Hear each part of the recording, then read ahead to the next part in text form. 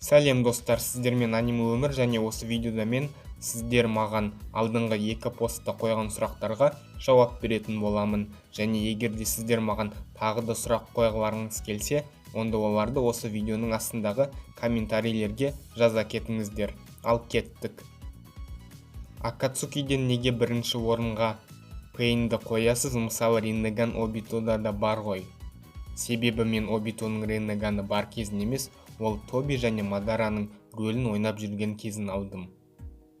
Сіз үшін ең әлсіз Хокаге Хирузен, Цунаде, Какаши осылардан. Мен үшін ең әлсіз Хокаге ол Хирузен, себебі оның күші мүлде ашылмады және көрсетілмеді. Содан кейін Какаши, себебі оны логикалық түрде пикке шығару өте қиын. Яғни қалай шайқас үстінде ол өзіне Обитоның аруағы мен Рикудо Сеннен чакрасын таба алады. Осы үшеуінің ішіндегі ең мықтысы Цунаде менің ойымша, себебі оның қабілеттері толық ашылған және ол кез келген уақытта өз пиктік күшін қолдана алады. Анимені қазақша аударған кезіңіз болды ма? Әрине болды. 2020 жылы мен 4 сериялық Қараңғыда ұлуиды жортушы иттер овасын және жоғарыдан келген бұйрық анимесінің 6 сериясын қазақ тіліне аудардым. 2021 жылы бір сериялық Медузалар кафесі овасын, 12 сериядан тұратын Қуыршақтар мейрамы және 12-лік соғыс анимелерін және Қайғы-мұң мектебі анимесінің 3 сериясын қазақ тіліне аудардым. Ол анимелердің барлығын менің ВК тобымда көре аласыздар, сілтеме астында. Какашида Шаринган болмаса Какузудан жеңіледі деп ойлайсыз ба? Я жеңіледі, себебі менің ойымша Какаши Шарингансыз өз күшінің тең жартысынан айырылады және Какузу найзағай элементіне төтеп бере алады. Сол үшін Какузу мықтырақ деген шешімге келдім. Арачимаруға Мицукиді кім туып берді? Ол жағын айта алмаймын, себебі мен әлі Баруто көруді бастаған жоқпын, бірақ мен естуімше Мицуки ол ата-анасыз дүниеге келген жасанды адам. Шын атыңыз кім? Менің шын есімім Азамат. Жасыңыз қаншада? Жасым 24-те. Нарутоның шынайы күші бар ма? Өйткені ол Кураманың, Хагароманың және тағы басқа адамдардың күшіне иеленген. Менің ойымша Нарутоның өз күші ол Сеннин моды, бірақ оны да Нарутоның өз күші деп айту қиын. Дегенмен осы күшке Наруто өзі еңбектеніп жетті. Ешкімнен ол күшті сыйлық ретінде алған жоқ. 8-ші Хокаге кім? Наруто авторларының фансервисті өліп жақсы көретінін білген соң, мен ойлаймын келесі Хокаге Баруто не Сарада болады деп. Екеуінің ішінен таңдасақ Сарада. Себебі бірінші Учиха Хокаге, екінші әйел Хокаге деген сияқты әңгімелер аңқау фанаттардың көңіліне майдай жағуы тиіс. Қай қалада тұрасың? Қолсары Атырауға сәлем жолдашы.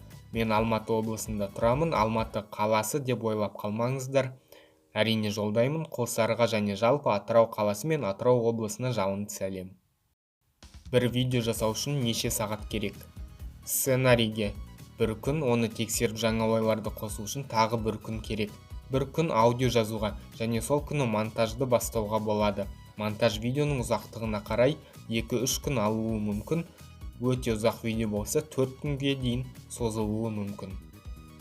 Сізге сұрағым, жасыңыз қаншада? Аниме көруді қанша жасыңыздан бастадыңыз? Жасымда алдыңғы сұрақты айттым, ал аниме көруді бала күнімде 3-4 жастан бастадым, бірақ ол кезде мен үшін барлығы жай ғана мультфильм еді, яғни мен ол кезде анименің не екенін тіпті білмедім де, бірақ сол кезде мен әрине аниме көріп жүрдім. Сұрау, аниме жағынан ұнамайтын сұрағыңыз? Ондай сұрақ әзірше жоқ, бәрі ұнайды. Сіздің ойыңызша Мадарадан мықты кім? Егер мен ақыл, айла және тактика мен соғыс тәжірибесін ысырып тастап, күш пен қабілеттерге жатып алған адам болсам, онда Мадарадан Кагуя Ацуцуки және Хагарома мықтырақ деп айтар едім. Не себептен каналыңыздың аты аниме өмір? Арнаның аты алғашында аз аниме болған, яғни Азамат және аниме сөздерінің қосындысынан пайда болған. Бірақ кейінірек мен анимеден бөлек өмірдегі әртүрлі оқиғалар, адам психологиясы, тарих, білім жайлы контентті, яғни өмірлік дүниелерді арнаға қосамын деп ойлап, арнаның атын аниме өмір деп ауыстырдым. Дегенмен аниме контент арқылы арна өсе бастаған соң, мен тек қана аниме контентті қалдыру дұрыс болады деп шештім.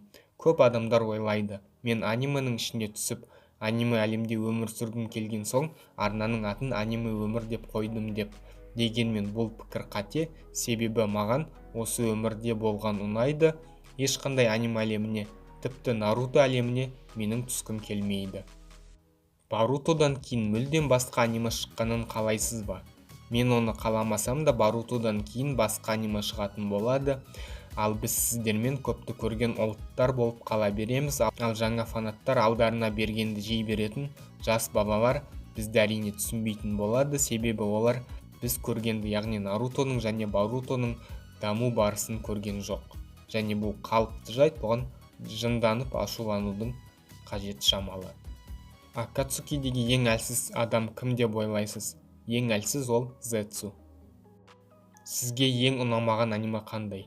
Маған ұнамаған анимелер көп, бірақ солардың ішіндегі ең сорақысы мен соңына дейін көре алмаған ДХД, яғни Демоны старшей школы шығар. Бұндай қоқыстың қалайша 4 немесе 5 маусымы шыққанын әлі күнге дейін түсіне алар емеспін. Нарутоны қай жылдан бастап көрдіңіз? 2007. Барлық көрген анимелеріңізде ең қатты ұнаған 3 кейіпкер кім? Ондай қатты ұнатқан кейіпкерлер жоқ, әр кейіпкердің өз артықшылықтары мен кемшіліктері бар. Саған ұнайтын топ 5 аниме. Маған өте көп аниме ұнайды, сол үшін есіме түскен ең алғашқы 5 анимені айта кетейін. Олар Мигза-Мигым, Мобильный воин Гандам 00,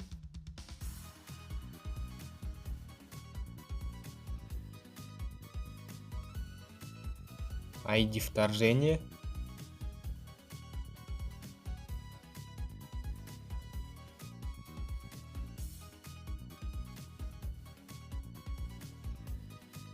Каппелион,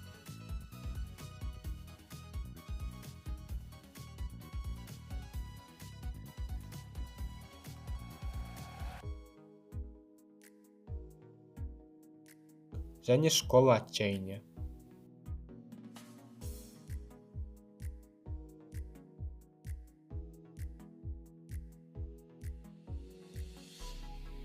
Обито ДД Мадара Эдоны ала алады ма? Мадара ДД кезі емес. Я, Обито жеңе алады. Ютубқа қалай келдіңіз? 2020 жылы карантинде келдім, содан бері ютубтамын, кететін ойым жоқ. Нарутода сізге қандай кейіпкерлер ұнайды?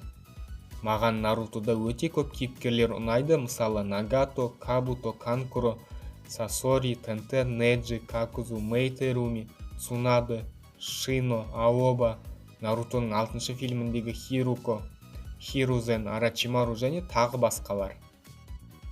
Күніне неше сағат ютубта отырасыз? Ютубта және ВКда көп отырамын. Ютубтан көбінесе ютуб арнаны көтеру жайлы және милитари тематикасындағы видеоларды көп көремін. Аниме тақырыбындағы видеоларды тек кейде ғана көремін. Сізге сұрақ, жасыңыз қаншада? Менен үлкенсіз ба или кіші? Себебі мен сізді сіздеп жүрмін. Жасым 24-те, әрі қарай сіз дей бер. Сіз неше аниме көрдіңіз? 300-ден аса. Сізге ең қатты ұнайтын және ұнамайтын аниме. Егер бір анимені алсақ, Наруто меніңше маған ең қатты ұнайтын және ең қатты ұнамайтын аниме шығар, себебі ондағы көп нәрсе логикаға сыймайды. Неге Хирузен пайдасыз Хокаге? Меніңше Хирузен пайдалы Хокаге, тек оның пайдалылығын ашып көрсету керек еді. Менде сұрақ, неге көбісі Итачиді жақсы көреді? Не үшін Итачи фактар Итачиді ең мықты кейіпкер Наруто Барутодағы деп ойлайды? Себебі олар Итачидің әсерлі сөздері мен әдемі қылықтарынан ары аса алмай жатыр. Егер дұрыстап қараса, олар Итачидің ең мықты емес екенін түсінер еді. Нарутодағы ең қатты ұнаған 3 персонаж: Нагато, Кабуто және Неджи. Ең қатты ұнаған аниме. Бұл сұраққа жаңа жауап бердім. Нарутодағы ең ұнамаған 3 персонаж: Обито, Каразетсу және Кагуя Ацуцуки. Нарутодағы ең мықты кейіпкер неге Мадара? Келісем негізі. Себебі Мадарада орасан зор күште, ақыл айлада, мол тәжірибеде баршылық. Ишики толық формуласы Мадара 6 жол. Мадара 6 жол. Аға, сізге осы аниме өмір деген каналды не себептен аштыңыз? Оның 3 себебі бар. Біріншісі өз ойыммен басқалармен бөлісу үшін, екіншісі қосалқы ақша табу үшін, бірақ бұл мақсатым әлі орындалмай жатыр. Және үшінші себеп қазақ тілінде аниме арна болу үшін. Қазақ тілді аниме фанаттар отырып көре алатын. Широның өмірі шығар. Бұл не өзі сұрақ па? Широ деген кім? Түсінбедім. Қатесіз жазуға тырысайық, достар. Саске нинджутсу жұта ала ма? Егер Риннеганы бар болса, жұтуы тиіс, себебі Риннеганда ондай қабілет бар. Егер Риннеган болмаса, онда Саске нинджутсу жұта алмауы керек. Неге Наруто әлемі толық көрсетілмеді, тек Каноха ғана көрсетілді, маған солай көрінді. Жақсы сұрақ. Себебі Наруто, Каноханың тумасы және сюжеттегі маңызды рөлге ие кейіпкерлердің барлығы дерлік канохалықтар. Басқа ауылдар енді ашылады дегенге сену өте қиын, себебі көптеген фанаттарға басқа ауылдар мен ондағы шинобилер тіпті қызық емес. Бәріне Барион, Риннеган, Шаринган, Тенсейган, Бинджу, Сенджутсу чакра, Учиха әулеті сияқты дүниелер ғана керек. Анимелерге обзор түсіре аласың ба? Анимелерге обзор түсіремін деп ойламаймын, себебі оларды ешкім көрмейді, барлығына тек Наруто қызық, қалмаған көп қаралым керек, сол үшін маған Наруто контент жасаған ыңғайлы. Ал басқа анимелерге видеолар өте сирек шығатын болады. Ал осымен сұрақ-жауап видеосын аяқтаймын. Ал егер сен маған қоятын басқа сұрақтарың болса, оларды астына міндетті түрде жаза кет. Және де Наруто бойынша тест тапсырғың келсе, онда мынаны видеоны көр. Барлықтарыңызға рахмет, сау болыңыздар.